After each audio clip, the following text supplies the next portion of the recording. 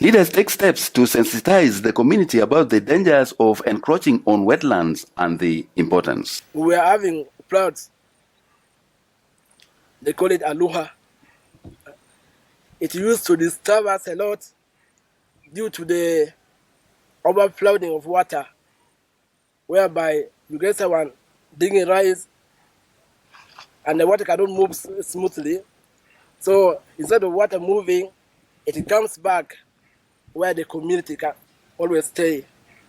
So it was affecting the community too much. In Uganda, the Ministry of Water and Environment and local district environment officers, bylaws, enforcement, and training on climate agriculture. In my background here, this is one of the wetlands we demarcated some time back, and this used to be a whole garden of its own, but right now it has been restored. So this is one of our success stories which we have, and we are putting much more initiatives in other things, like, let's say, for example, training. We are doing a number of trainings within the district and in the city.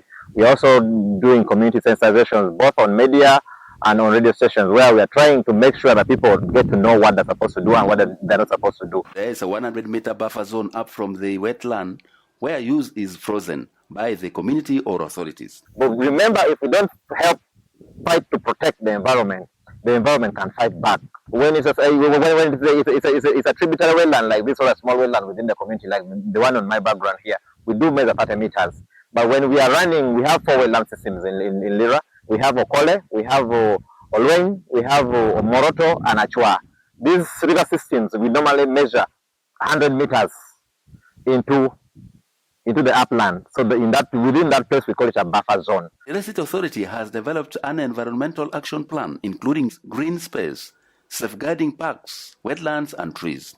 A lot of landscaping and greening, especially on Mayor's Garden, Golf Course, Coronation Park, and add on the beauty of the city.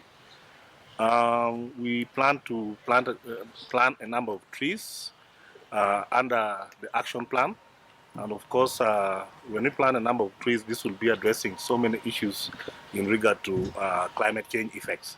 Uganda's government is implementing city and municipal development program, focusing on constructing drainage channels to mitigate flooding and improve urban resilience.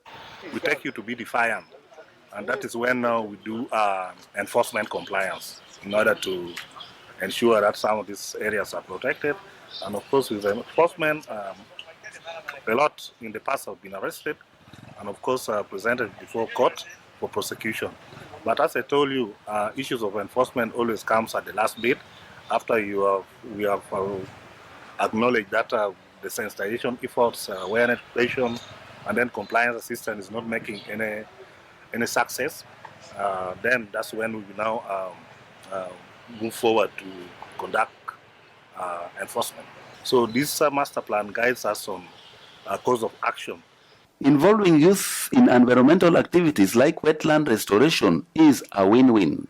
Planting trees and restoring vegetation around wetlands. As the youth coordinator, we have organized and made sure that we have a nursery bed that is in northern Uganda that is looking at building and creating eco trees in northern Uganda. And this is a very key issue that will help to bring the issue of greening northern Uganda. Ensuring environmentally sustainable practice is critical for Uganda. They need to understand the value of having a sustainable environment, but also how it supports their own economy in terms of the livelihoods that we're doing. Here we are doing a tree planting, literally to demonstrate the urban need for greeneries. We need to have a very nice environment for our greeneries within the urban cities, and we are doing the actual the evergreen spaces, a very resilient type of trees that adapts well with the climate change that we're actually experiencing in northern Uganda. So we want to demonstrate to the communities that you can actually live in a healthy and good environment and produce better economic production for your own livelihoods, and also supporting the economy as well. And has put in place several measures to handle climate change, resilience, economies and communities, national climate change policy, climate information system, local climate adaptive, green growth strategy, renewable energy expansion, climate smart agriculture, and also to build resilience among Uganda's youth and low-income earners. And that's what we're looking at, how it is implemented, chain, NTV, lira.